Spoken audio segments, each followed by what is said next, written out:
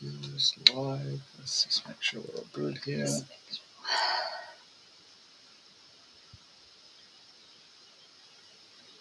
Okay, so I don't have anything on my feed here. There's a couple of people joining us. We just got to check this, guys. We're just doing if anyone's watching at the moment, we've got a couple of people joining us. We're just trying to make sure the feed is coming up through our phones and that, so we can take a few questions and stuff like that as well. So just bear with us while we work this one out. If we can get it. Is it live on any of your stuff there, Kate? Yeah, it's live on my Facebook. Mm-hmm. I'm just checking on YouTube. Okay. And I'll check yours too. Oh, look, my last search was yours.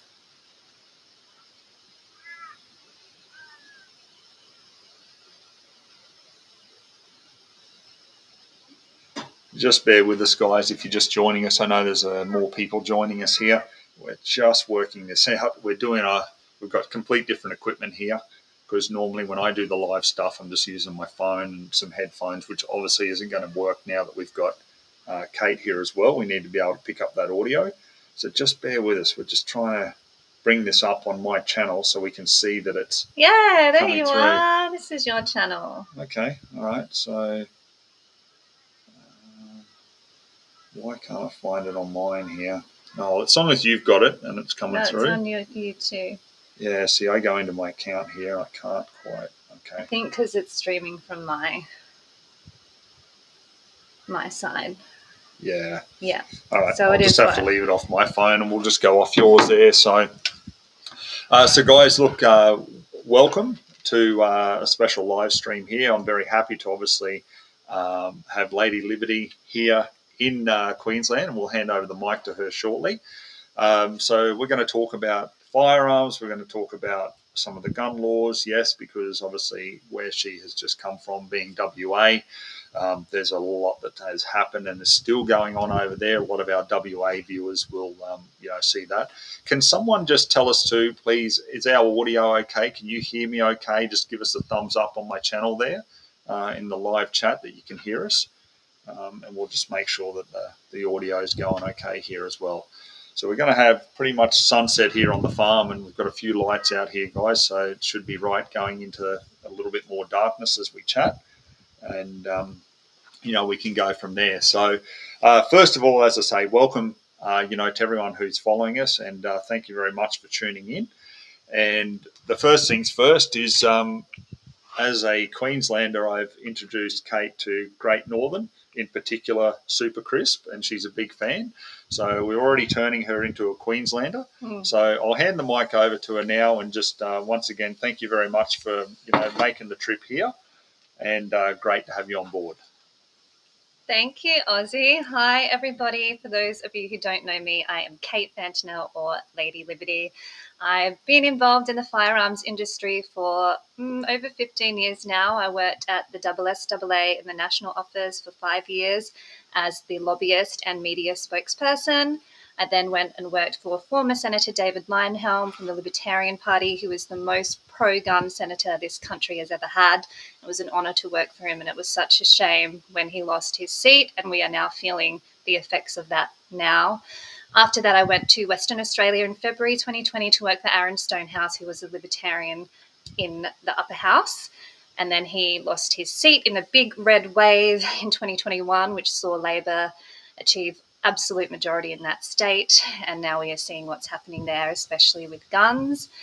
I've then been doing a few different things over the last year. I did run as the lead Senate candidate for Western Australia in 2022 for the Libertarian Party on a purely pro-gun platform, Give Gun Owners a Fair Go. Some of you might have seen the pictures of me at Police Minister Paul Papalia's office with my sign. He has blocked me on social media, so it didn't go down too well with him. And now we are now seeing in Western Australia what they've done and what their plan was. So love my guns, love my sport, grew up shooting with my dad on a farm in South Australia. I'm disgusted at the way politicians treat shooters.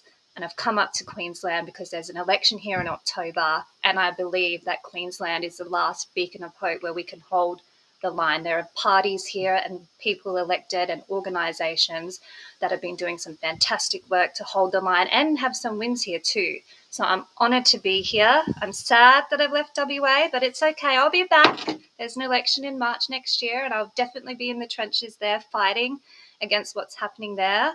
But for now, all eyes turn to Queensland, and that's why I'm here with my dear friend Ozzie Review, who has been absolute wonderful host to me. He's really looked after me this weekend. He's got me on the beers, but that's okay. We were meant to go to a winery today, but we'd be too busy, and now we're doing this live stream. So thank you so much for having me, Ozzie. Whoops, sorry. Sorry, guys, we got a little bit of a dodgy mic here with it falling out. All the trouble.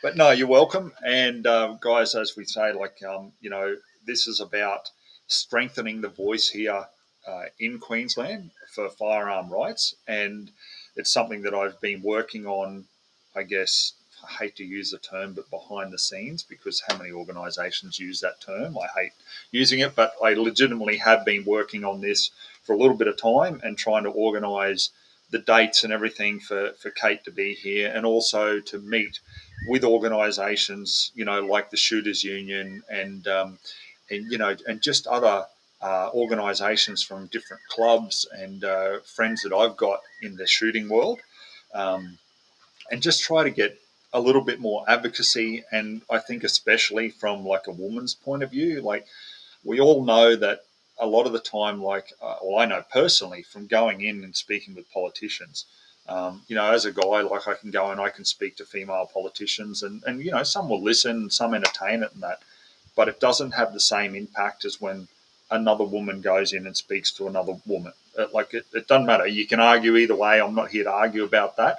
All I'm saying is it has a different message and it's received differently to when guys go in there and start talking about shooting. So I think it's important, very much so with female politicians, to see a female face on that gun front, to go, oh, well, this person, she's just a petite girl. She likes her shooting. She's no danger to anyone, that sort of thing. Like sometimes when guys can go in with a bit of ego and things like that, the message can get a little bit construed. So, so thank you for that.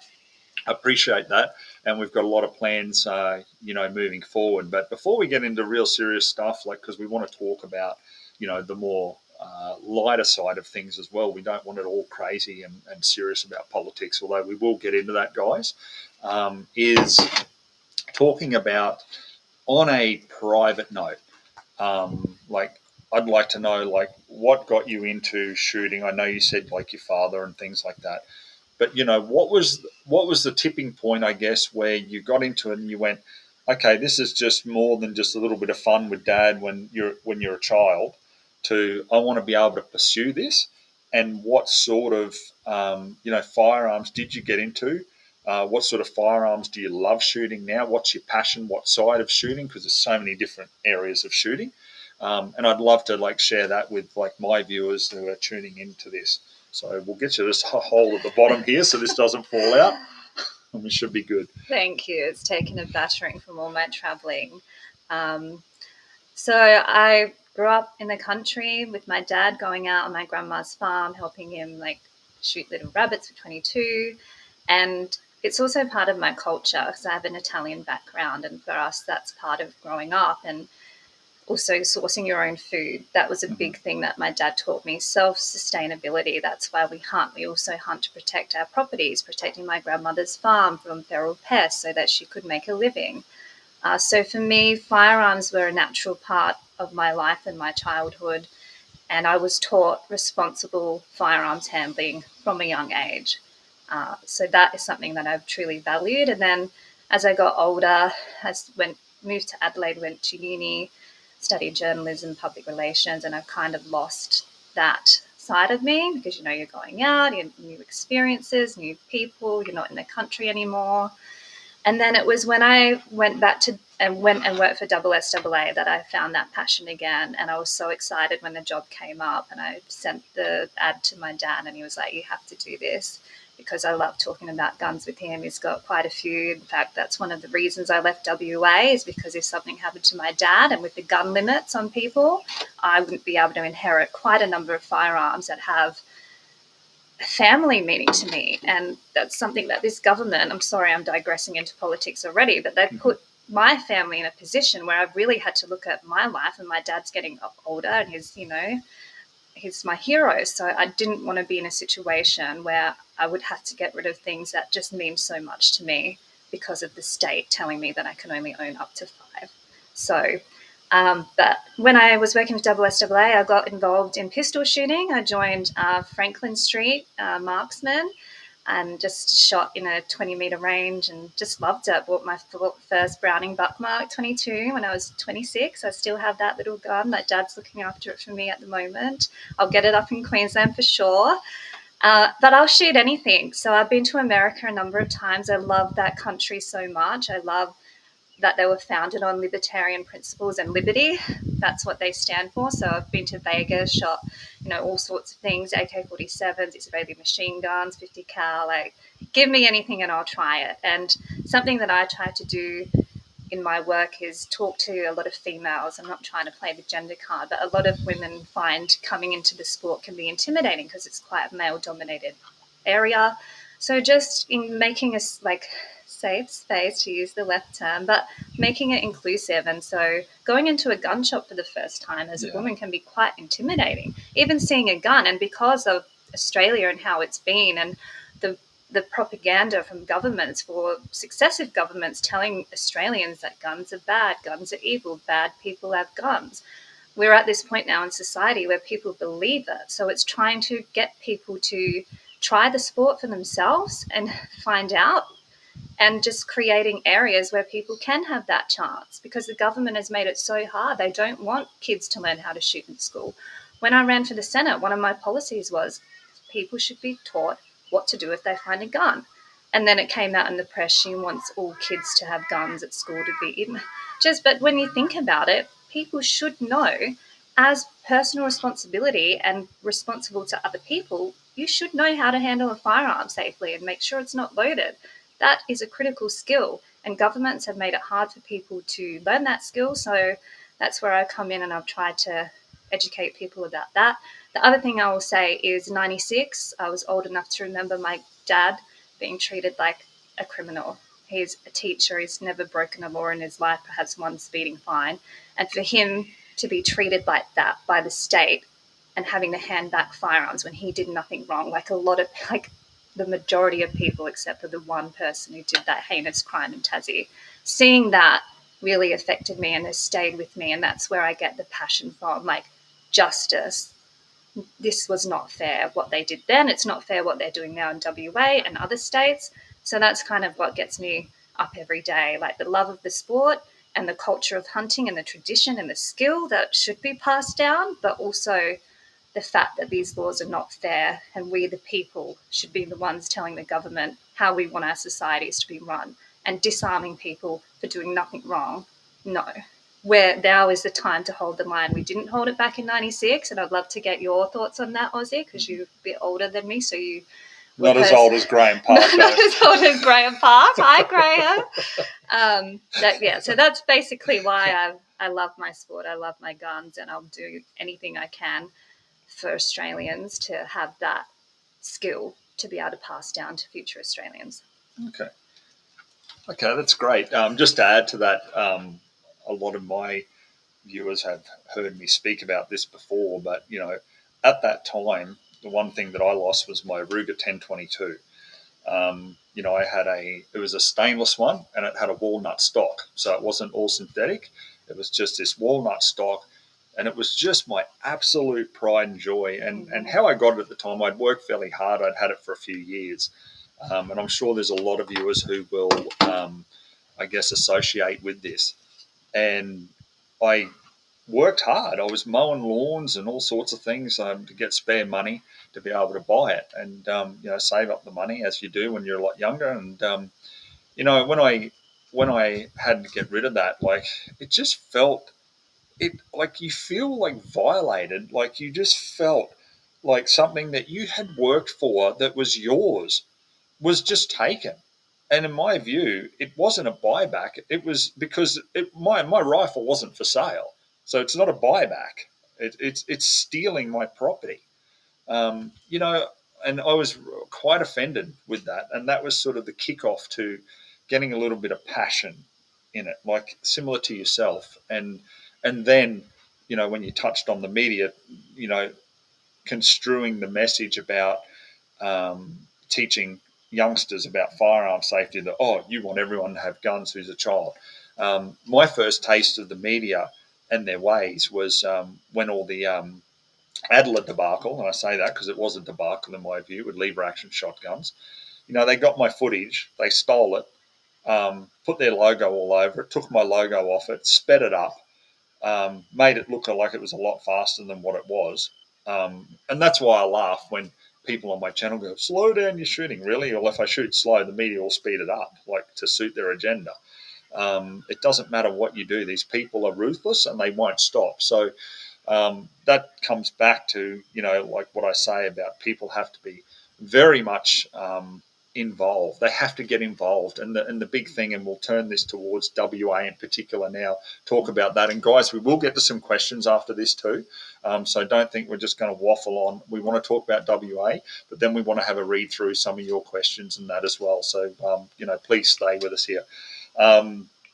So, yeah, I want to talk about WA, and because you were at the coalface, so to speak, there's a lot of us that were, you know, thousands of Ks away here on the East Coast. So, you know, like we'd like to know what happened over in the West exactly and what it was like there. But I will just add this before handing over to you, Kate, is as I've said to people numerous times, because I'm old enough and I've dealt with the antis for many, many years, it's always something reasonable to get the law passed, or the majority of shooters on side to go, oh, that doesn't seem too unreasonable. But then when stuff is passed, like Canada recently with their bans, the list was so much more exhaustive than what was originally proposed. And that is the biggest problem. It's never what they say they want, it's always more. You know, like you look at 1996, for example. You know, the Port Arthur tragedy was that Martin Bryant running around with a 1022. Well, no, from everything I've read, it wasn't. I think there was an SLR and there was an AR-15 variant. So, you know, why take like pump shotguns? Why take semi-auto 22s that we use for culling rabbits? You know, that sort of thing. So anyhow, I won't waffle on. I'll hand over to you to give us a rundown of what actually transpired in WA and how it came about. And if you are happy to talk about it, what your view is on the reaction of organisations over there, and just let it out. Tell us exactly what you think. I will. So I was working for Aaron Stonehouse, who was the upper house Libertarian member prior to the last state election in 2021. And when I arrived in February 2020, WA has the oldest firearm act in the country. After 96, they've just done piecemeal approach through regulation rather than redoing the whole act. So when I was in the office, I said, we need to push for firearms reform while we have a crossbench that included shooters and fishers, that included pro-gun parties like Libertarian and other people who were supportive. We need to push for it now, because I was seeing the writing on the wall when COVID hit and everything was happening, and WA closed the border for 2.5 years, mind you. That last election was a vote on the border. Keep the border closed. That's how Labor got the absolute majority. They didn't go to the election on a platform of guns. They didn't go to election on the platform of property rights for farmers. None of that was mentioned at all. So what happened, and Labor has control of both houses. There's only 2 Liberal members in the lower house, and the leader recently voted in favour of the new gun laws. So just putting that out there now. I know 1 member crossed the floor on it, but just saying. And then this is what we've got. So in March 2022, the front page of the West Australian newspaper came out, and a lot of people have already heard this story, but I'll just go over it for those who don't know. And on that front page was a map, and that map had colour-coded dots on the map of people's home addresses who were firearm owners, and they even colour-coded it by rifle, shotgun and pistol. Now, this map was very quickly found by Shooters Union, to their credit, to be able to be reverse engineered, and you could actually pinpoint on the map where people lived. Now, the whole point of doing that was public safety is at risk. We've got too many guns in the streets. We're going to reform gun laws in this WA Labor Party government. People were horrified. People were terrified. People who were working at the mines were calling their wives saying, is everything okay? People were legitimately scared that their homes were going to get broken into because they had just published a shopping list for criminals where they could go and steal guns. A couple of weeks after that, a person's house got broken into. He was set on fire and his guns were stolen. So when these governments talk about public safety, you can't even take them seriously. They just put public safety at risk by publishing, it's called doxing, the addresses of us. And you're turning around and say, we're taking your guns away to keep the community safe? Like the gall, the absolute gall of these people. So that was March 2022. There was a federal election in May. I had been pre-selected as the lead candidate for the Libertarian Party, whom David Limehelm used to work for and whom I align with principally in terms of liberty and guns specifically, because it's a principled issue for me. So I decided on my own, without the support of the other lead candidates, to run on a platform of pro-guns. Now, that was quite hard at the time because it wasn't what they had their own freedom manifesto and things they wanted to run on, particularly the lockdowns and all of that, which I agreed with their views. But for me, I just thought, fuck, excuse my language, but we need to have someone from WA in a parliament somewhere in the Senate fighting for shooters, because this government, they have shown their cards already. They're going to go to the gutter and fight this in the gutter. So Ozzie came out in support of me, which I'm so grateful for. I got about 30,000 votes. It was between me, the One Nation candidate, and the Labor Party to get the last seat in the Senate, and with preferences, it went to Labor. So I was unlucky that time. The next thing they did, McGowan, who was the Premier at the time, Papalia, went up to an Air Force base, bought a 50 cal using taxpayers' money for a publicity stunt to say, we are now going to look at restricting very high-powered caliber firearms because we think they're going to be used to snipe at police. That was their exact words. Now, the people affected by that ban, returned servicemen who shoot long-range rifle on the weekend with their mates. They go to the range, they talk about their service experience. It's cathartic to them. I know this because they've reached out to me after that and shared how horrified and disgusted. And side note, Police Minister Paul Papalia is also the Returned Veterans Minister, and he also served in the Navy. He doesn't care about his own people. So that came out. There was the first gun confiscation since 96 and the 2002 handgun buyback, gun confiscation. So you saw servicemen, returned veterans who served their country disarmed of these firearms. And then Papalia comes out and suggested we should send these guns to the Ukraine to arm the Azov battalion, who are neo-Nazis, and fight against Russia. That's the attitude of this government. I'm not making this up. I've posted about it, written about it. You can source all of this. I have the sources. So then that happened. After that, it's just gotten worse and worse and worse.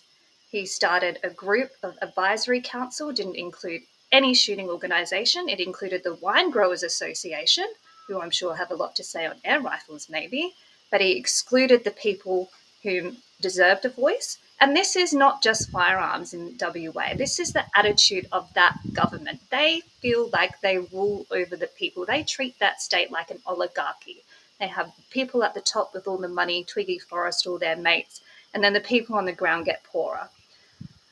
So shooters organisations over there, with SSAA leading the way, decided to form a group together, the Western Australian Firearms Community Alliance. I was at that first meeting.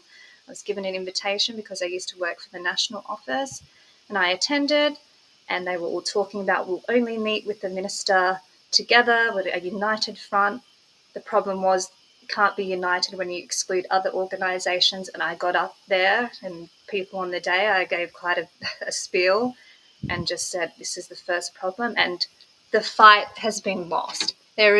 Forget about even going to meetings with the government. Forget about writing letters to the Labor MPs who won't move. They run a very tight ship in Labor, I'll give them that. No one's going to cross the floor for you, especially on guns. The time to fight with the government is over.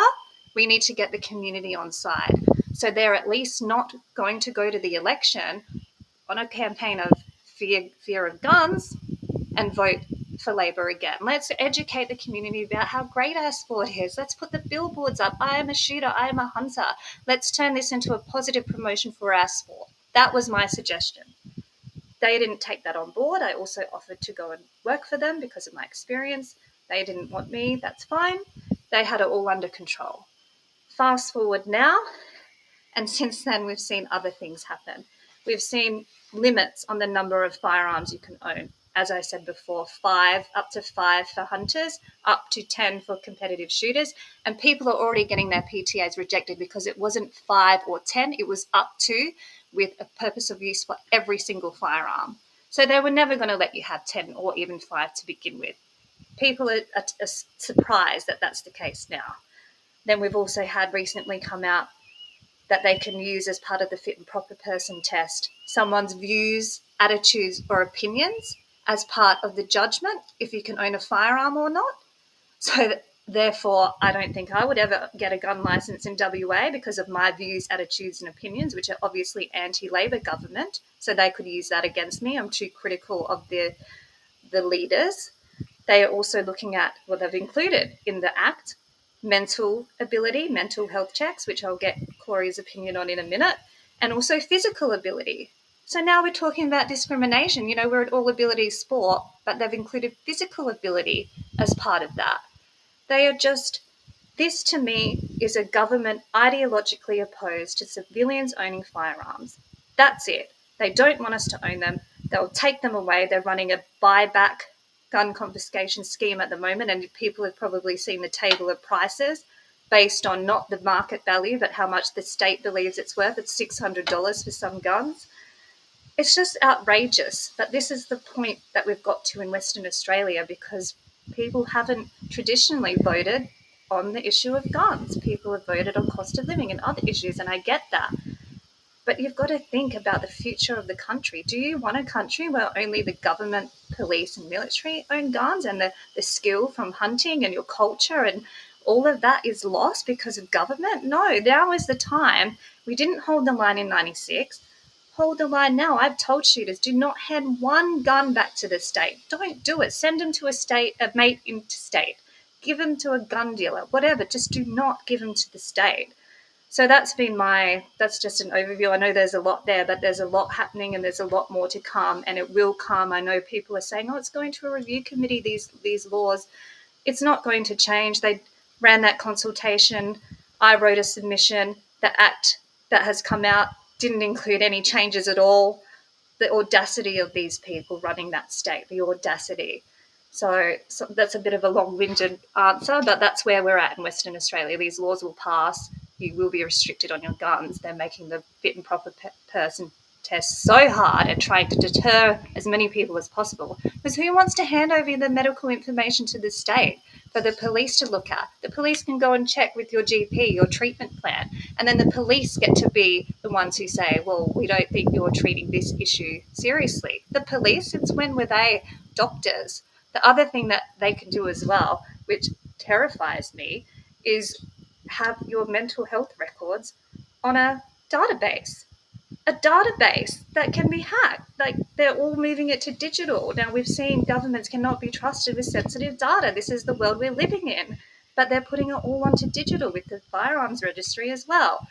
So it goes on and on and on. And I'm sad that I left that state because I really do feel like I've let people down by not being there in the trenches, but I've come up to put my passion where I feel like I could be most useful at this point in time. But I'm always going to be keeping an eye out, and there is an election next year. So I'll do anything I can to help shooters, and I'm so sorry that the state has treated us like this. I am so sorry because people have been crying. I've heard so many stories, and it breaks my heart that the state is treating us like this. So Yeah, well, that's certainly a eye-opener. I mean, if you're sitting at home and you're looking at this live feed and you hear that and you put yourself in that position and think about your government in New South Wales or Victoria or Queensland, Tasmania, South Australia, ACT, Northern Territory doing something like that.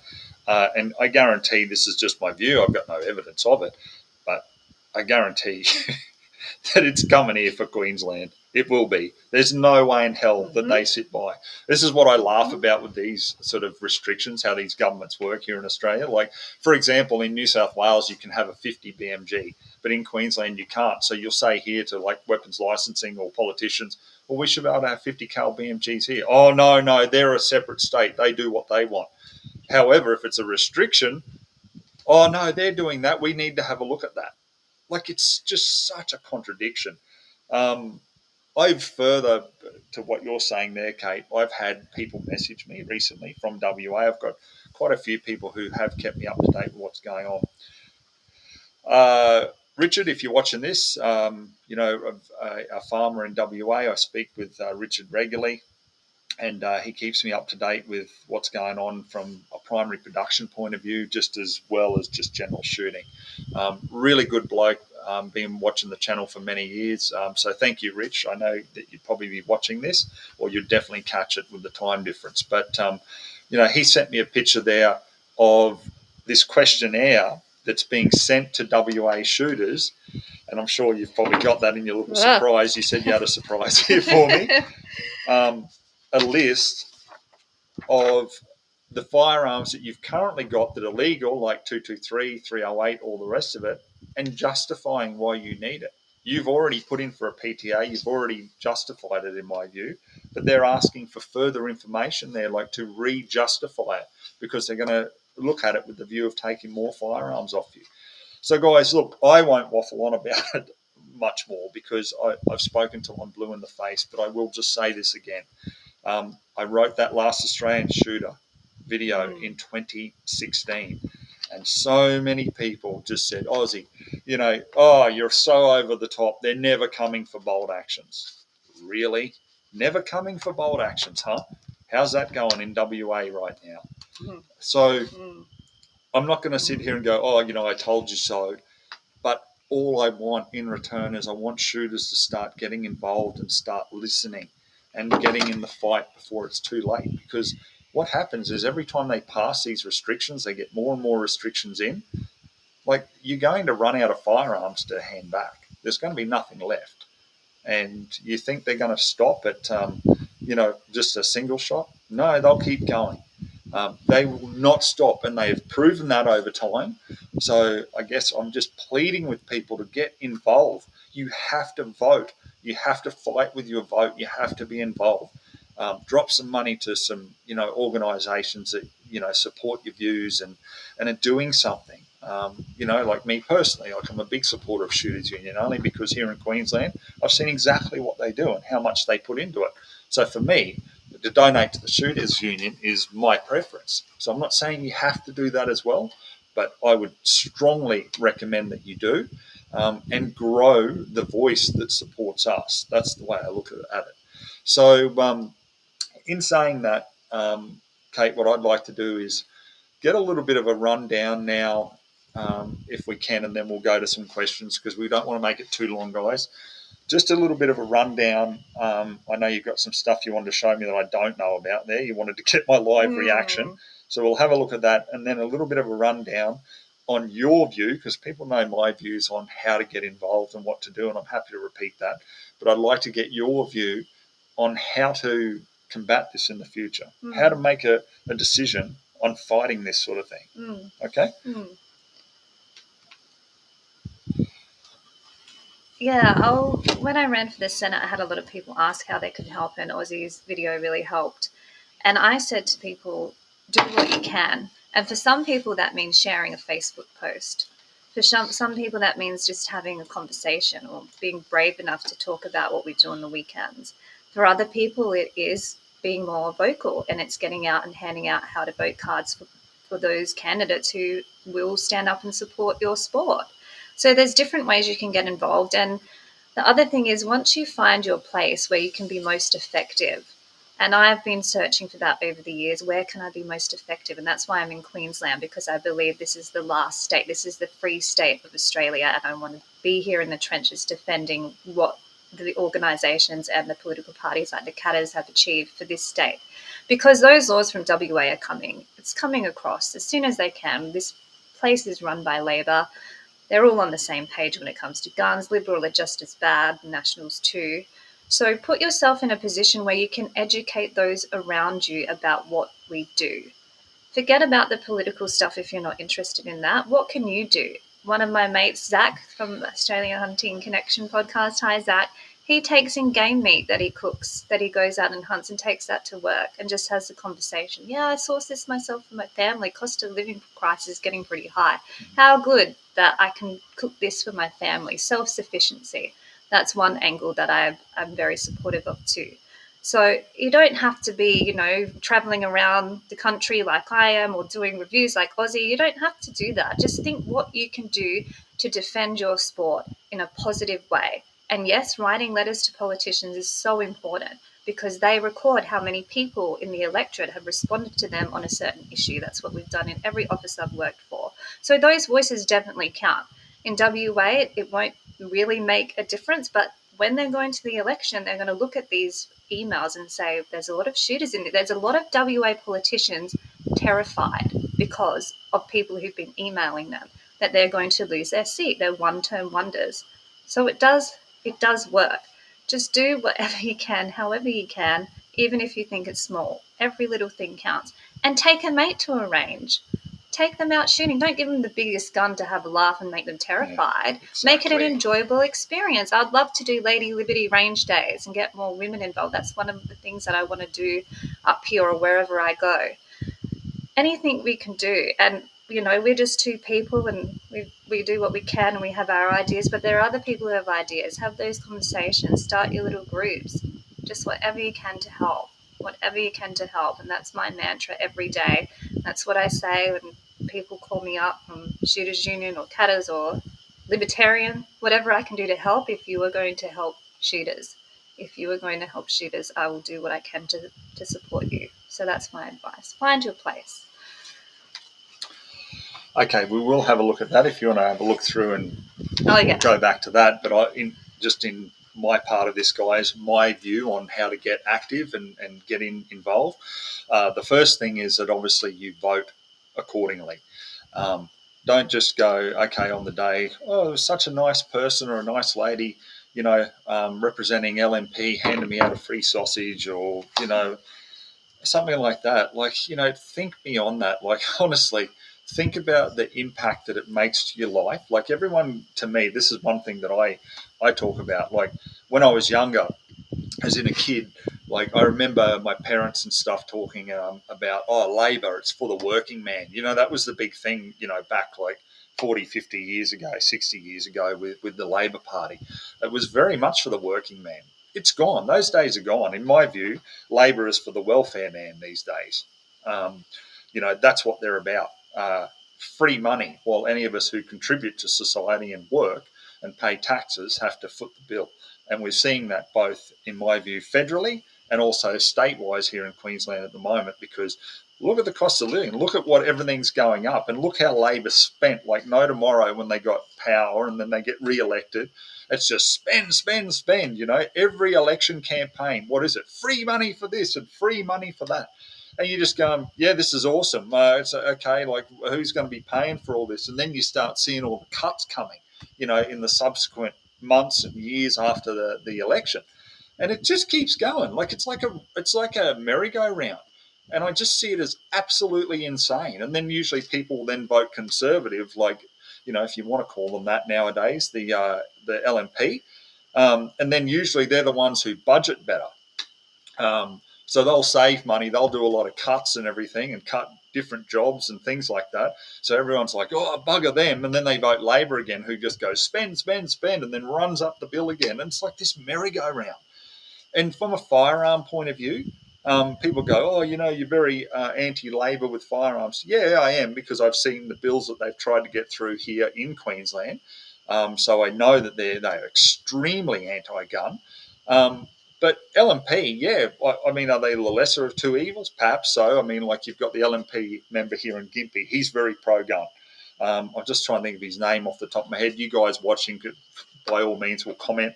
I've just gone blank on his name, but he crossed the floor and voted against the shotgun lever action reclassification. So it was him, the One Nation member, the Cataboys, all stood together on that. So, like you've got to support those people. And would I suggest voting for that LNP member again? 100% I would.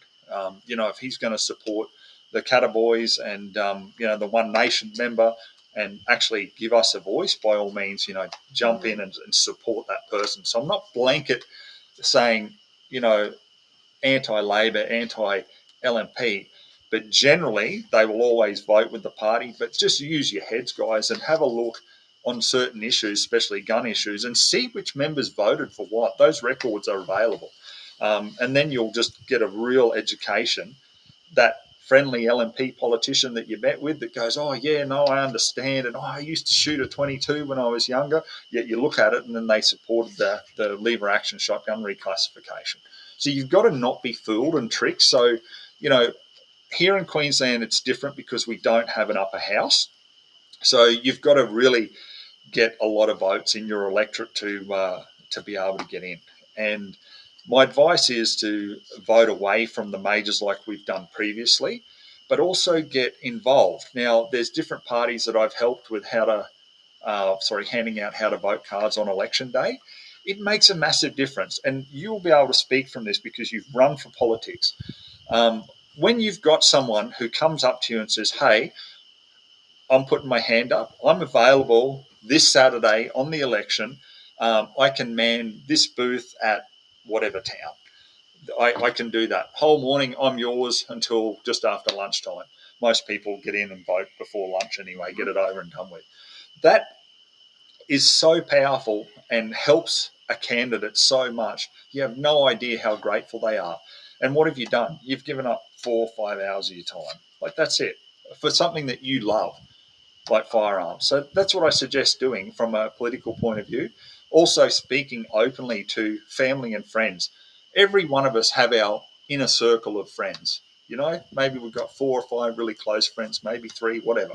Even if you only got 1 really close friend, have a talk to them about it. Some of them may or may not be shooters, and just say, hey, well, mate, I'm voting for One Nation in my electorate, or I'm voting for Cata, or I'm voting for whoever it is that's more gun friendly than the majors.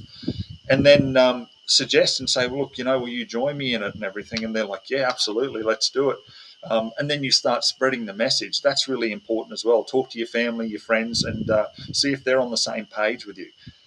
From there, very, very important from I guess, a community side of things, like Kate was saying. So for me, well over 100 people I've helped get their firearm license and organise that. Spent time with them, talking about firearms, their first purchase, all that sort of thing. Like you were saying, walking into a gun shop is, can be quite intimidating, especially even if you're a guy and you don't know what you're looking for or talking to. It's intimidating. I get that. Help people out. Get more people to the range. I know some people who have even got their local politicians to the range, even though it hasn't turned them pro-gun as such. They're neutral on it in the sense of they're no longer anti-gun. They're like, okay, this isn't for me, but I understand your passion for it and everything. So next time there's an anti-gun bill that comes through, they're a little bit more understanding about it. So that's really important as well. Do that. Then what I would suggest doing is donating, like I said, to your club or organisations that actually do something for us. I know I keep promoting them, but the Shooters Union, and I swear to God, guys, I get nothing back for it, not a cent. If anything, when I came up, it was the stupidest thing I ever did. So not a lot of people know this, but it was so stupid. I actually, it was about 10 years ago, around there, and I ended up buying, at the time, a life membership for the Shooters Union. So I paid full price. There was no discount. And then it was like about a couple of weeks later, I came up with the idea of, hey, how about we run a promotion through my channel? And I approached Shooters Union about it, and I got them to do a $379 life membership once again, I got nothing for it, and there was hundreds of people jumped on it because it was virtually half price. And then I sat there and I looked and I thought to myself, you weren't very smart about this, were you? Like I just paid, I just paid full price like a few weeks ago, and here I am running a promotion for everyone else. You know, I'm the only person that's not getting something for it. But look, I didn't care. At the end of the day, I was happy for Shooters Union to have my extra money because, you know, they actually do something. I have seen what they do when they go and they meet with weapons licensing. They're involved with the Dealers Association here in Queensland. There is so much they do. They do a lot with Ag Force. There's a lot of promotion in the Agricultural Country Life newspaper. There is a lot of promotion. Another thing that I've done personally too, guys, my local vet surgeon, no benefit to myself. I've helped him get his Cat H license for veterinary work. A lot of vets are unaware that that option is available to them, especially here in Queensland. So, you know, if you go to your local vet and you've got a bit of rapport with them and that and say, oh, like, you know, do you have a handgun? And then promote them, get them in touch with your local trainer, do the Cat H safety course and get them on that.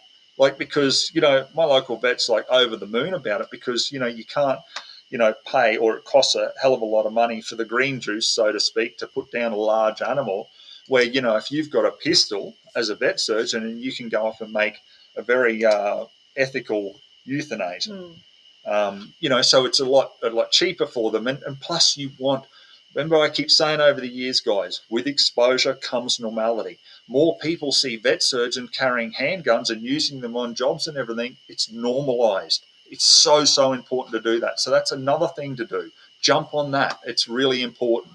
If any vets out there need help with getting a Cat H license, where to start and that, message me. I will help you. Okay, I'm busy. I'm ridiculously time poor, as Kate has experienced since she's been here with me. But I will do my absolute best to help you. Okay, so that's another thing that I do. And then on top of that, just generally openly talk to people about shooting, like you were talking about, taking in like game meat to work and, you know, talking about how you harvest it and all that kind of thing. If someone shows an interest in that, and there's a lot of shows from Alone to different survival stuff nowadays, it may not be necessarily firearm oriented, but it's around that idea of, you know, you can use firearms obviously to be in a similar situation where you're getting food and you're in an emergency situation or survival thing. You know, it's obviously a lot of fun to watch on TV, but, you know, you talk to people about that. And a lot of people, you just say to them, have you ever had venison backstraps? And they go, oh, no, trust me, let me cook that for you and your partner one night and, you know, have them over for dinner. Get the conversation going, guys. There's so much we can do that you may seem as so little, but it means so much. So you can do a lot there. So they're the things that I would do, because I am asked every single week, especially from gun owners in WA, Ozzie, what do we do? And it's like, guys, the horse is bolted over there now. There's another election, and that's where you got to start doing and affecting change from there. So do that. Get involved with the organisations that support us. Drop the money, you know, to them. It doesn't have to be much. You might be only able to afford $10 a month, but like if all of us shooters did that, they'd actually have the money to be then getting billboards like they did here in Queensland. Shooters Union did that with the last election. In northern Queensland and some key seats there, it was the Flickham campaign, you know, to vote away from the majors and everything, and substantial money was spent on that. Well, that doesn't come out of thin air. Like, we need to help with that, guys, because unfortunately we don't have these people with millions and millions of dollars backing us. We've got to support the people who support us. So that's all I'll say about the politics tonight, guys. We'll go through some questions shortly. However, we'll just I'll hand back over to Kate to talk about some of the paperwork. She wanted to get my responses live on air about this. Do you mind grabbing me a beer? I need another Northern. Just in a few things in response to what Ozzie's just said. Culture predates politics. So we need to make the cultural change. Do we want to see in Australia where we the people don't have the skills of marksmanship, where we don't have the skills to go out hunting if we need to, where we don't have an Olympic team of shooters winning gold for us? Do we want to be a nation reliant on the state, where we don't have our own homes, we will own nothing and be happy? I don't want Australia to be like that. And that's why you need to think about sharing our culture. I know we are a close-knit private community. I grew up like that with my dad. Like, don't tell your schoolmates what you were doing on the weekend, because it is a private thing, and not everyone agrees with what you do because they don't understand. But conversation and starting conversation is how you change people's minds. That's why I'm a firm believer in freedom of expression and free speech, as long as you're not calling or inciting violence. So that's my response to the political side. It's not just politics, and in fact, that's why I'm kind of out of the political scene. I'm not involved in it first anymore. I'm more trying to change culture, because that is where we're going to see the biggest change. Politics will catch up when we change the culture to be what we want it to be. The other thing, giving a huge shout out to Shooters Union, I did mention it before, that they were the ones who, when the doxing occurred in WA on the front page of the West Australian, they were the ones that threw money at lawyers to investigate if the state government had broken any privacy acts. They were the one. It doesn't matter if you're based over east. It doesn't matter. They were the ones who put their money where their mouth was and investigated it. WA Labor, being smart as they are, we don't have a Privacy Act in Western Australia. We are the only state that doesn't have privacy legislation, and the federal legislation, they didn't break any of those laws. So they're very smart, very evil. So they got away with it. But Shooters Union were the ones that investigated it, and they're still looking at it now to see if we can get them on anything, because that's our private information that the state abused, which threatened community safety. So how they're still in that parliament, I don't know. It's probably a good thing I'm not there. I was born on the 5th of November. If anyone knows what that reference is, I'll just leave it there. Moving on, I just wanted to get Aussie's live react to the mental health and medical form that has been brought in by Western Australia state government as part of the licensing process. If you would like me to read out some of the questions that they'll ask you, and you can tell me if you think this is fair and any of their fucking business. Thank you. Sorry, it's getting a little bit windy on the hill. Thank you, sir. So this is a document that's come out. It's been tabled in the state parliament recently, and it will be what you have to fill out as part of the licensing process. So question, are you being treated by a doctor for any illness or injury or medical condition which may affect your ability to safely use a firearm? Are you receiving any medical treatment or taking any medication, either prescribed or otherwise, that might affect your ability to safely use a firearm? They're the first two questions. Questions, medical history, heart disease or disorders, including but not limited to high blood pressure, chest pain, irregular heartbeat. Any physical injuries or disorders, including head injury, injuries to the limbs or joints, arthritis. Nervous system disorders such as but not limited to seizures, fits, convulsion, epilepsy, blackouts, fainting, dizziness, vertigo, problems with balance. Diabetes. Double vision, difficulty seeing, hearing loss, deafness, which if we had suppressors, maybe a lot of us would have better hearing, but that's another conversation. Do you wear a hearing aid? Have you had eye or ear surgery in the past 5 years? Have you ever been diagnosed with a mental health, psychiatric or nervous disorder? Have you ever had or been told by a doctor that you had a sleep disorder? Have you ever had any other serious injury, illness or operation in the past other than listed above?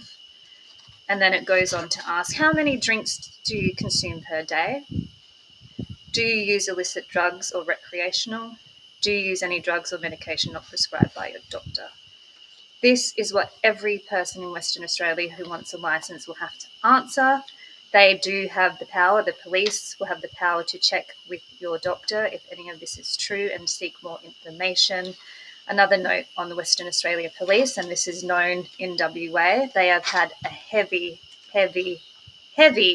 hand in writing the new laws. We are now seeing the regulators and enforcers of the laws ghostwriting laws that they want to enforce. Police are meant to serve the people in the community, not write the laws in which they want to enforce. So What do you think of that, Ozzie? What's your reaction to those questions? Okay. I can see some valid points in the sense of, and I'm sure any other shooter would share a similar view. We don't want criminals and dangerous mentally ill persons to be able to easily access firearms, because obviously they can easily access it illegally if they choose to. That's a problem. Obviously, that's another note. But so I can see where they're coming from for that. But my view is when they blanket cover it and talk about a mental or nervous disorder, so in other words, like anxiety, right? So some person may have a little bit of anxiety. Does that mean they're suddenly a mass killer in waiting? No, they're not. Far from it. I'm not a doctor, look, so I can't, I can't be the be all and end all on that. But that's just my view on it. I look at it and I think to myself, we had here in Queensland recently, which I'm not sure if you saw on my channel, there's something within the last couple of years. We had Shooters Union reach out to a widow whose husband had committed suicide. He was a shooter. As things were getting bad, he refused to reach out for help. He wasn't a danger to anyone but himself in the end. And the reason that he didn't reach out, he kept saying to his wife that because he's a shooter, he'll lose his guns.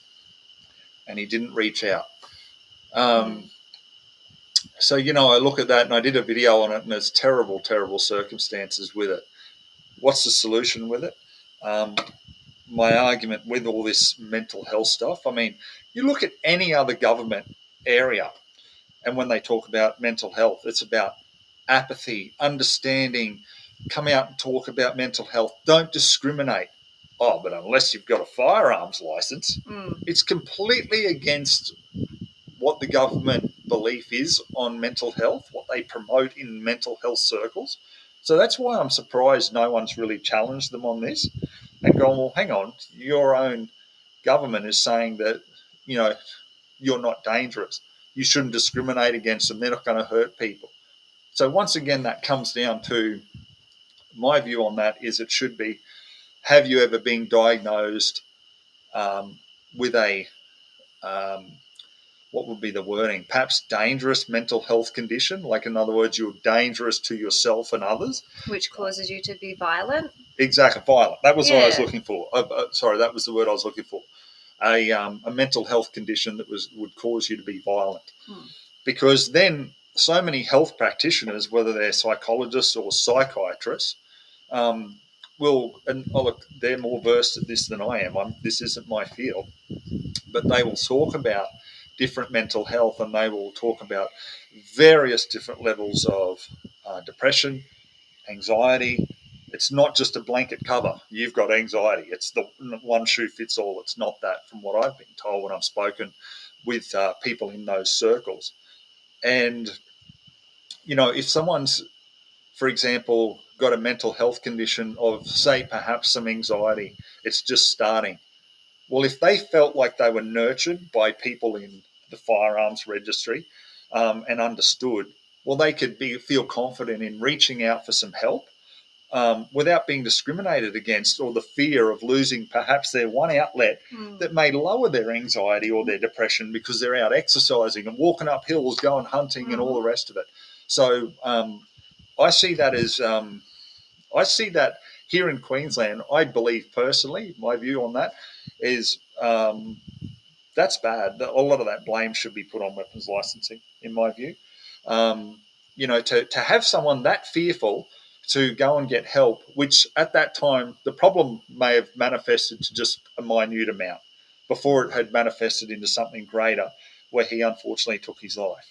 So why not get the fire extinguisher out, so to speak, put out the problem when it's in those early stages before it manifests into something greater, where the poor person's in a position where they believe they're beyond help and they end up taking their own life.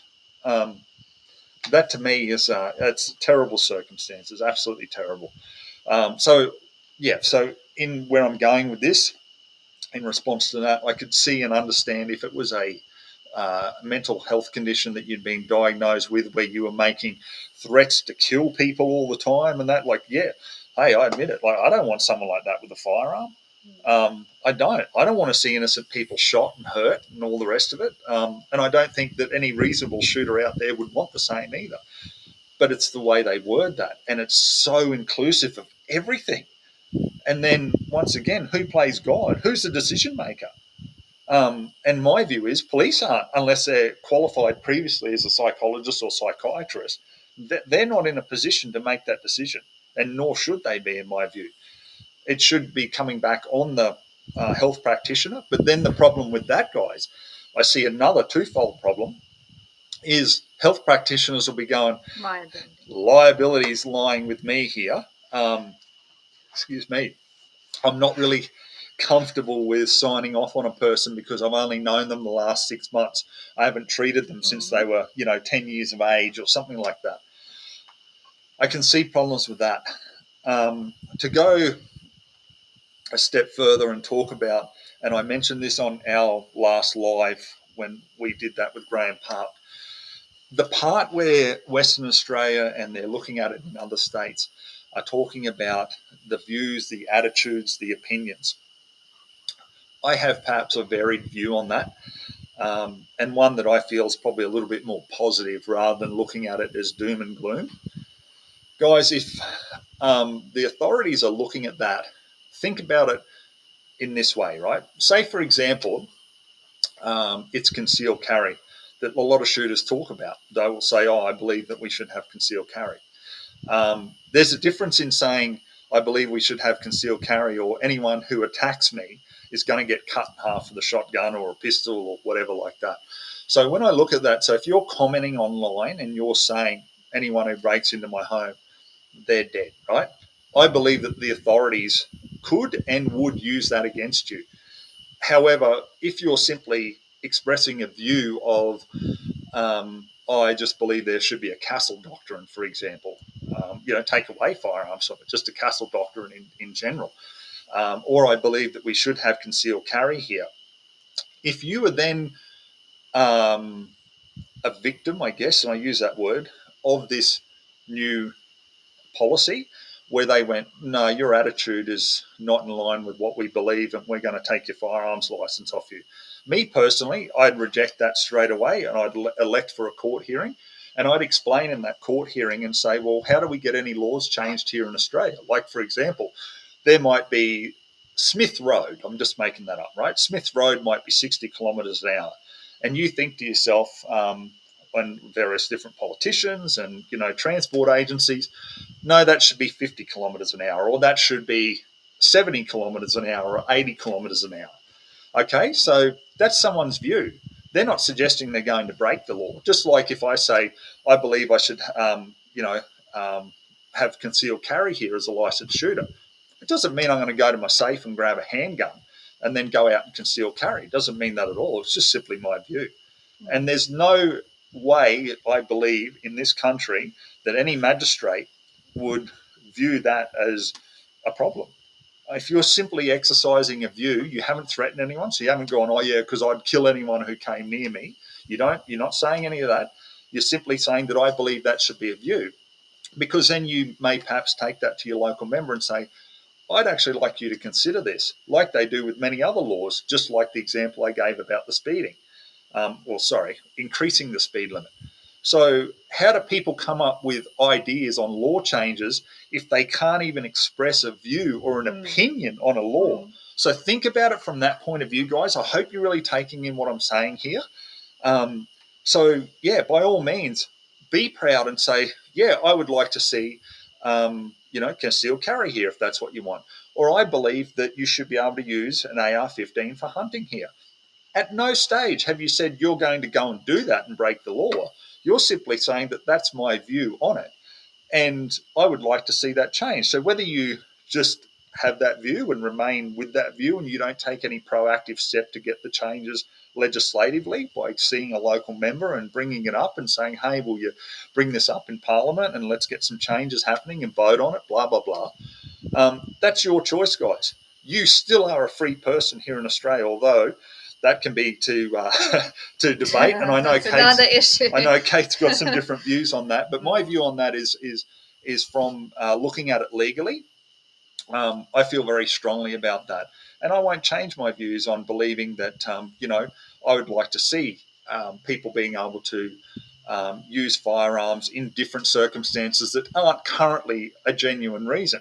Once again, not saying I'm going to go and do it. That's my view. I believe that it should be legal so that people could then legally do certain things that aren't currently within the guidelines of the genuine reasons. So I really hope that that makes sense there, guys. It was a bit of a extended, I guess, explanation, but I just wanted people to understand my view on that. So with all those questions, half of them need to go as far as I'm concerned. At least. And it needs to be just very specific back to the objective of what the Firearms or the Weapons Act here in Queensland, it's Weapons Act, is about. And if you look at the Weapons Act, have a look at the first couple of sections, and it talks about the objective of the Act. And this is what you can always use in arguments. It's about public safety, right? That's the big thing. And they have a thing in there, restricting semi-automatics only under certain circumstances, right? So you can use that and say, well, okay, the objective is public safety here. So why are all these other questions that don't relate to public safety even in there? So that's my view on it. A lot of it should be just gone. It should be just strictly a couple of questions that pertains directly to public safety. In other words, are you a dangerous criminal? Are you dangerously mentally ill? Because if so, we don't want to make your access to firearms available through any legal means whatsoever. Thanks for that. I'll just add my 2 cents if that's okay. Mm-hmm. On the mental health stuff specifically, this kind of thing will deter people from getting help. What about people with post-traumatic stress disorder, like our veterans, for example? Are they going to be disarmed again because they've been suffering and now they're not eligible to have a license? Women with postnatal depression, taking away my gun, even though that was my outlet. This is what it could be used for. And yet they say they care about people. In Queensland. Postnatal depression has in Queensland. Terrible. That would break my heart if they did that to me. Terrible. And who are they really protecting? Because we have a culture in our community of looking after each other.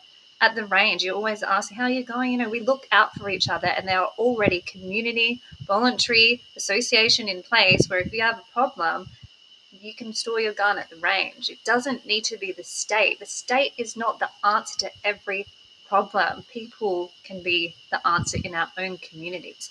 The other thing on the views, attitudes, and opinions, who the fuck are the state to say to be the ones who decides what's the right attitude, view, or opinion? They want to be the arbiters of the truth or what you're allowed to say or express. This is a free country last I checked. This is what our Anzacs died for. Don't come in here and say you can't have a license because your view or your meme is not acceptable or it's a little bit spicy. No, we still have a right to freedom of expression and free speech. Go away. That's got nothing to do with me owning a gun or not. No. So a lot of those questions, the heart question, a lot of diabetes, a lot of older men, and my dad has that. So what, they're going to take it off him now, someone who's been shooting for 50 years? Because he's ticked yes on some bullshit form. I'm sorry, they're just trying to use everything they can to deter people from applying, because that's a lot of information. That's a lot of highly sensitive information you have to hand over to the police, who will then be able to police your health, which they're not qualified for.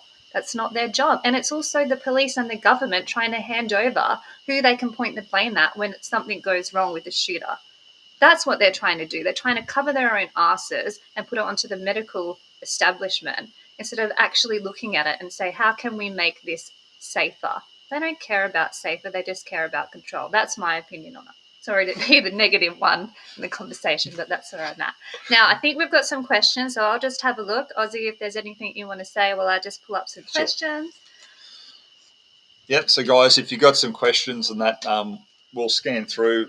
I can't see it on my phone because I'm the owner of my account, but I can't, because I'm not the viewer. I don't get notifications about live, and I can't bring it up under my live. It's not there. So we're just going to have to go off Kate's phone here, and we'll try to get to a few questions. I know there'll be a lot of gun questions and stuff like that, and talking about new reviews. Speaking of that too, guys, what is it, 2 days time. I've already filmed. I've got it ready to release. There's a new low light that's come out that I've reviewed. Actually, quite handy, and so that'll be out. I'm looking at the new Daniel Defense bolt action rifle. I've also looking at getting a hold of. I've organised it. It's just going to take a little bit of time. One of the new Benelli Lupos, the long range, set up with a Burris Eliminator 6 on it. Having a look at that as well. I've got a couple of little things that are in the on the list, so to speak, put it that way. So I'm trying to get to it, guys, and I'm getting back to doing a few more reviews now because thank God the rain is easing up a little bit here on the farm. It's just been ridiculous. I have never seen as much rain as we've had here in the time that I've been here. So it really does stuff my routine up. And, I mean, if it's flooded out and everything like that, there's not much I can do. And a lot of the time it takes weeks for that to dry out. So, guys, please be patient there. It's not like I'm not doing reviews anymore. I certainly am. And I've got a lot of equipment to get through. And I'm just trying to be able to do that. So, have we got any interesting... Lots over here. If you want to have a look at some of the comments, the people want you to have a vape. I've already offered. I'm a generous person who doesn't want to... So, all right, so we'll start with that. Let's start with that. Something fun now. Let's lighten the mood here a bit. We've got to lighten the mood, let's lighten the mood. Yeah, like, guys, this is something that not many people know about me. So I've never tried a cigarette in my life. I've never tried coffee. I've certainly never tried a vape. I've never been interested in any drugs. The only drugs that I've ever had is when I was in that coma. So that's another story. So and that was given to me by a doctor. So apart from that, guys, like I'm kind of a goody two shoes. The only vice I have, I guess, is I like to drink socially. So if I've got company, I'll have a few beers and stuff like that. So yeah, sorry, there's none in Buckley's chance of me vaping or lighting a cigarette or anything like that. I'm devoid of on the right side, because they took the middle lobe of my lung. So I value all my breathing capabilities, put it that way. So yeah, this is where we're going to differ vastly, but I value my lungs, so I won't put any of that crap into it. My body, my choice is my response to that. Someone has asked, Kate, aside from your valuable contribution to our fight here, this is Brent here, what enjoyable part of shooting are you looking forward to doing here?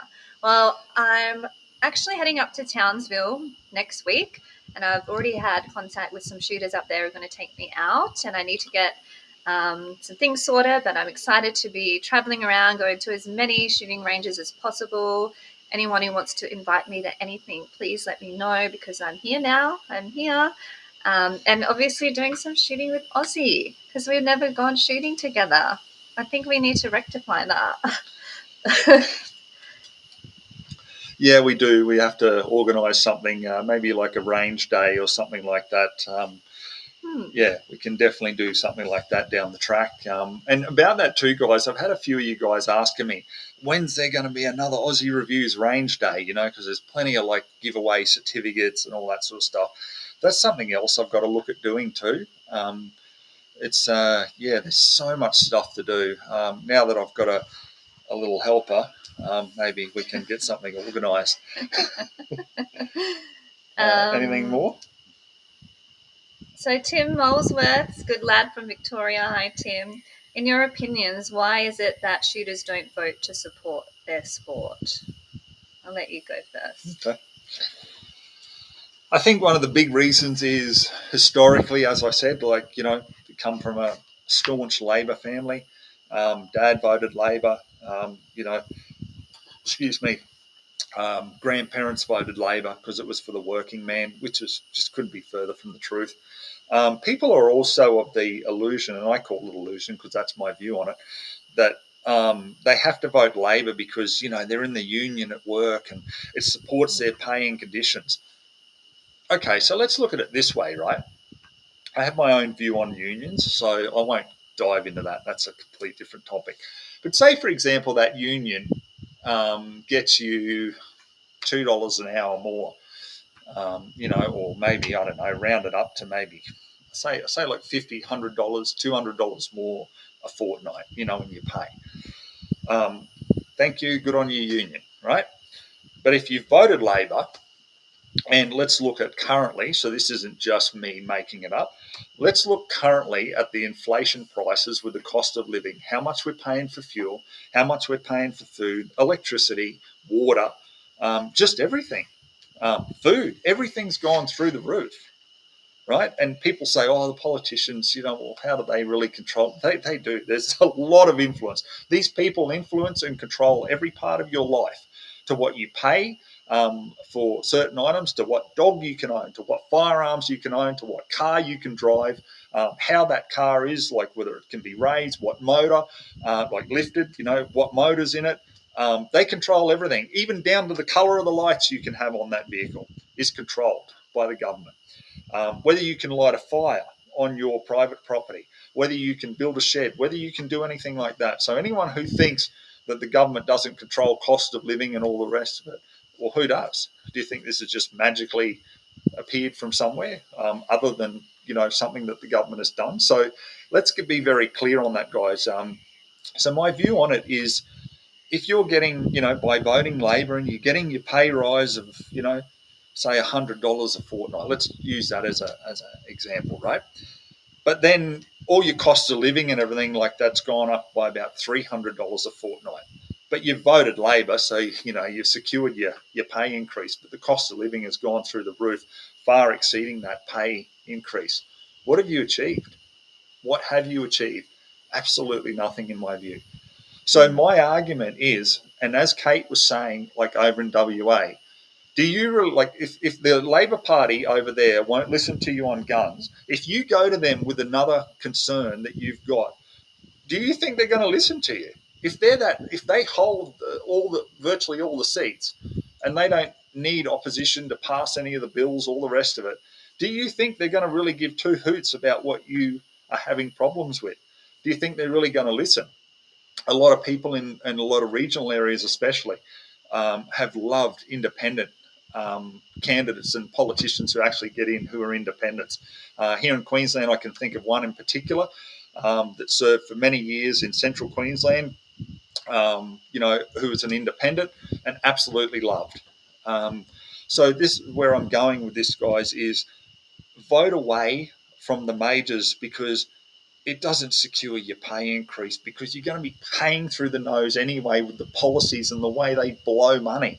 If you vote for like some of the minor parties, do you think that they're going to actually ignore you? Let's look at the Katter Party, right? I've got a lot of respect for a lot of the Katter boys because they're straight shooters.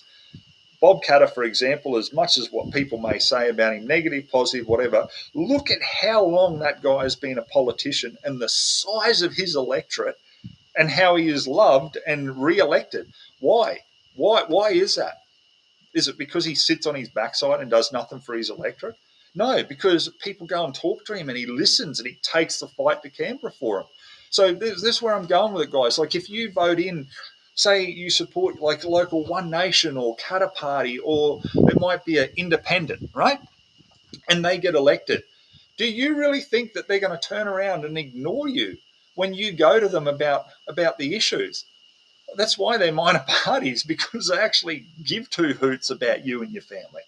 So this is where I'm going with it. I don't understand why shooters out there will still vote like for Labor or LNP. But however, in saying that, I understand there are electorates, especially here in southeast Queensland in the city, and one of my really good friends said to me, he's like, bro, who do I vote for? Like, he had Labor, Greens, and LNP, and I think Animal Justice Party or something like that. It was on his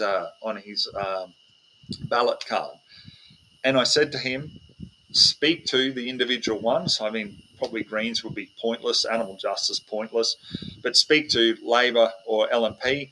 and see what that actual individual candidate's views are on firearms. Yeah, they could lie to you. They could lie to your face. Politicians do that if you haven't worked that out yet.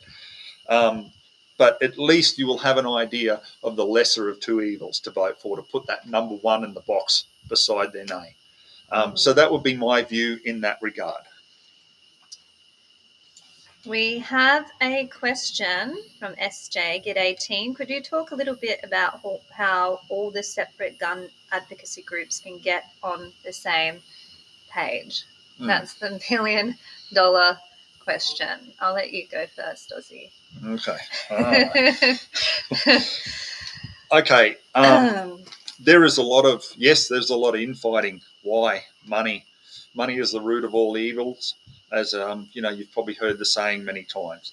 A lot of organisations are out there falsifying stories to get memberships. I've seen that. I saw that very much so with one organisation down south who put out a post saying that Victoria Police were banning all pump action rifles. It even got the SSAA involved. They were like, what the hell? Even VicPol were like, what the hell?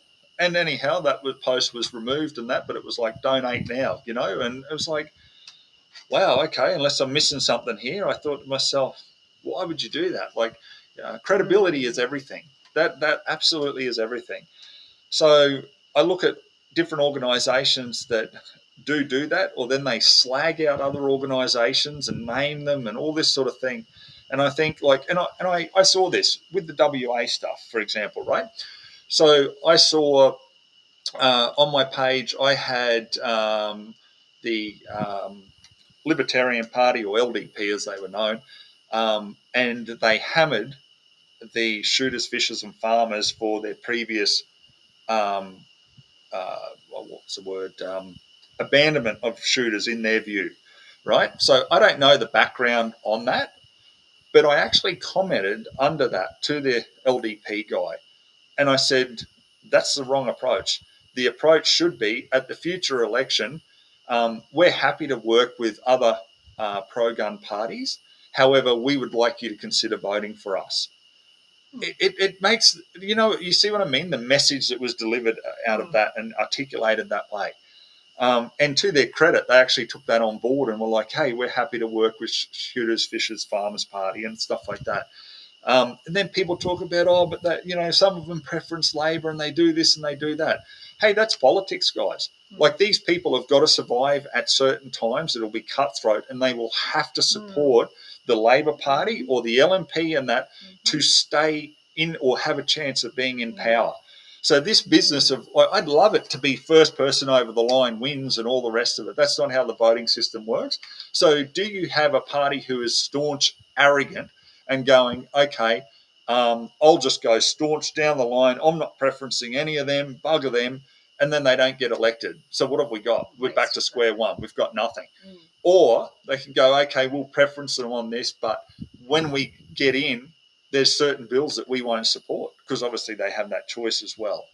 So how to get the organisations and everything working together, I think, is to stop the negativity. You can be critical of some things and go, okay, look, I don't agree with this, but it's how you articulate it.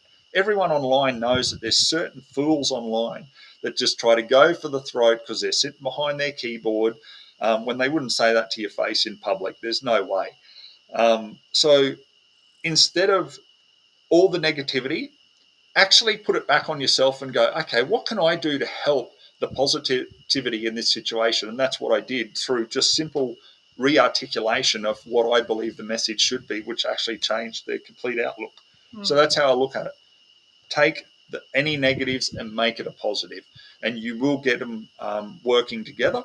And if you don't, so be it. Just support the ones that are supporting you and getting out there and doing what they can for you.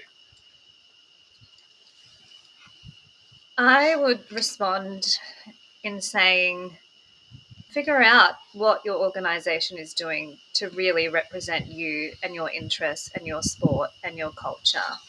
Ask them. Ask them to have an open meeting. Ask for the minutes of the last meeting of whatever organisation you're a member of.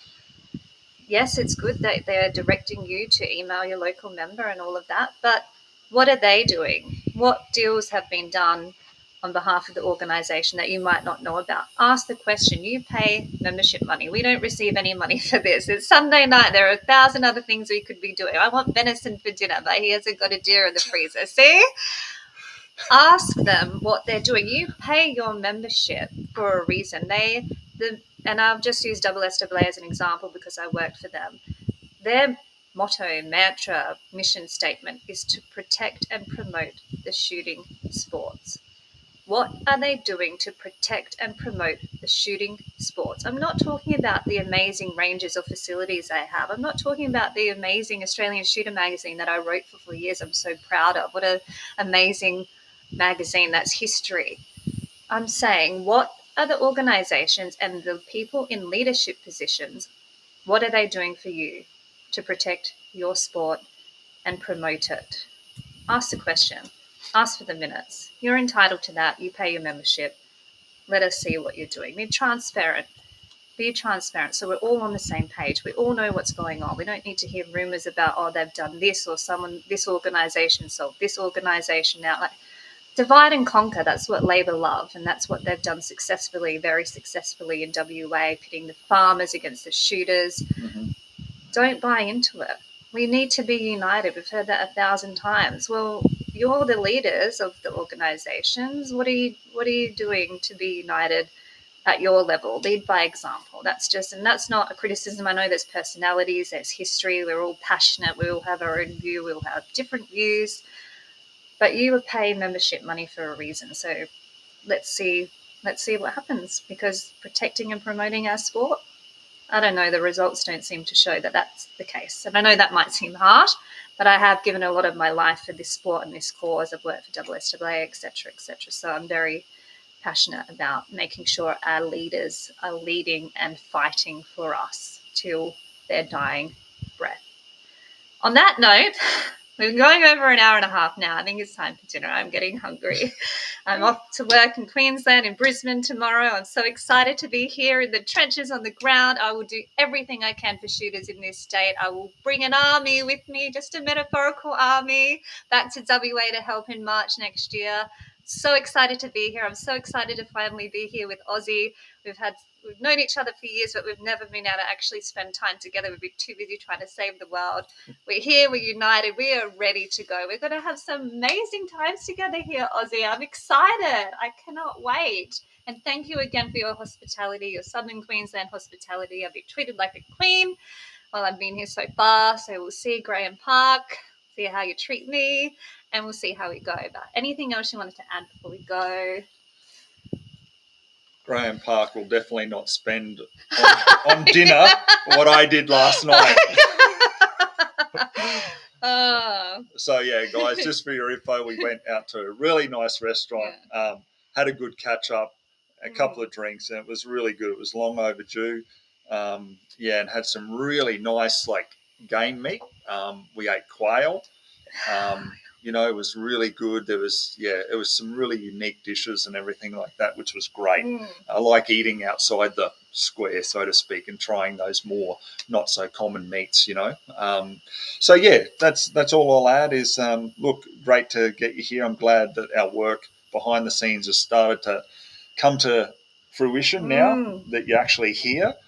Guys, that's pretty much it. Thank you very much for watching the live stream. I hope you like it. Please comment and keep those comments going. If you've got ideas, guys, we're all in a community together. If you've got ideas on how to make things better and everything, by all means, throw it out there. Try not to be so negative. There is light at the end of the tunnel, and that's something that I've even tried to, push on to Kate a bit as well, is, we can get so bogged down in our fighting that you get this negativity because unfortunately only reading and seeing so much negativity. Pick up a firearm, go and have a shoot. That's so important. Take youngsters out to a range, teach them about firearm safety, get into it, actually do something and get that positivity going. Because, honestly, when you see the excitement from young people when they get into the sport and you've shown them how to shoot on a 22, it was a really good point what Kate made about don't put them behind a 308 or something like that and then laugh about it, because you just destroy them for life. Get them into it comfortably, safely, and just expand our community, expand our membership. Just get out there and get into it, guys. I am no one special. You cut me, I bleed. You shoot me, I die. Like, I'm not bulletproof. I'm no one special, although I have pretty much had 9 lives now with different things. But but in general, guys, get out there, help us. Help us get out there as well. Like, get out there and do it. Get involved. I will say this. Fellow that follows the channel in closing, Stuart, he's got right into the political side of things, and he's going out to different hunting events and things like that, and talking about politics and promoting pro-gun parties and things. And this is a guy he's just a nobody as well in that regard. Like, he's not a politician or anything like that. And the feedback and the positivity, and it's getting better and better. So guys, I can't try to get behind you enough to get out there and do it. It's so rewarding, and you will go, wow, I'm actually contributing something to my community. So join us. That's what I'm saying. Join us. Get behind people who support us. Get out there and just make sure that our future generations have shooting as an option to enjoy, that it's not something that was ended 20 or 30 or 50 or 70, 100, 20, years ago. Get out there and get into it. So, guys, we'll leave the live feed at that. Thank you very much for watching. And once again, we'll catch you on the next review.